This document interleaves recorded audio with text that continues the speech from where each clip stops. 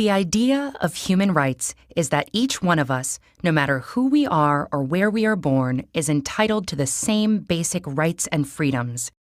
Human rights are not privileges, and they cannot be granted or revoked. They are inalienable and universal.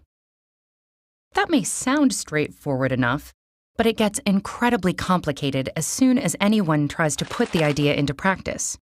What exactly are the basic human rights? Who gets to pick them? Who enforces them, and how? The history behind the concept of human rights is a long one.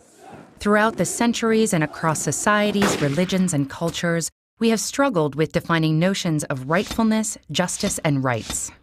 But one of the most modern affirmations of universal human rights emerged from the ruins of World War II with the creation of the United Nations.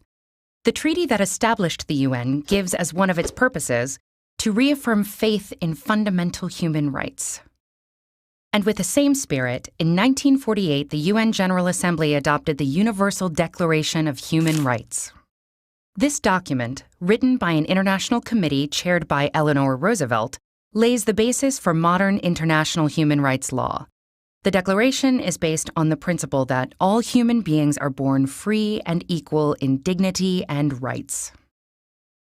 It lists 30 articles recognizing, among other things, the principle of non-discrimination and the right to life and liberty. It refers to negative freedoms, like the freedom from torture or slavery, as well as positive freedoms, such as the freedom of movement and residence. It encompasses basic civil and political rights, such as freedom of expression, religion, or peaceful assembly, as well as social, economic, and cultural rights, such as the right to education and the right to freely choose one's occupation and be paid and treated fairly. The Declaration takes no sides as to which rights are more important, insisting on their universality, indivisibility, and interdependence. And in the past decades, international human rights law has grown, deepening and expanding our understanding of what human rights are and how to better protect them. So if these principles are so well developed, then why are human rights abused and ignored time and time again all over the world? The problem, in general, is that it is not at all easy to universally enforce these rights or to punish transgressors. The UDHR itself, despite being highly authoritative and respected, is a declaration, not a hard law.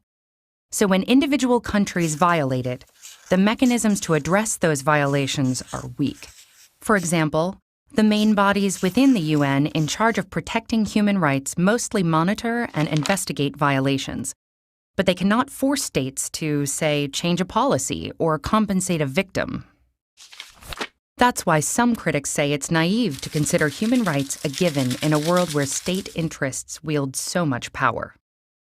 Critics also question the universality of human rights and emphasize that their development has been heavily guided by a small number of mostly Western nations to the detriment of inclusiveness. The result? A general bias in favor of civil political liberties over socio-political rights and of individual over collective or groups' rights.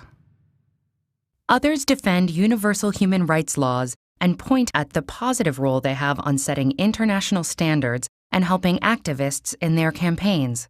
They also point out that not all international human rights instruments are powerless. For example, the European Convention on Human Rights establishes a court where the 47 member countries and their citizens can bring cases. The court issues binding decisions that each member state must comply with. Human rights law is constantly evolving, as are our views and definitions of what the basic human rights should be. For example, how basic or important is the right to democracy or to development? And as our lives are increasingly digital, should there be a right to access the internet? A right to digital privacy? What do you think?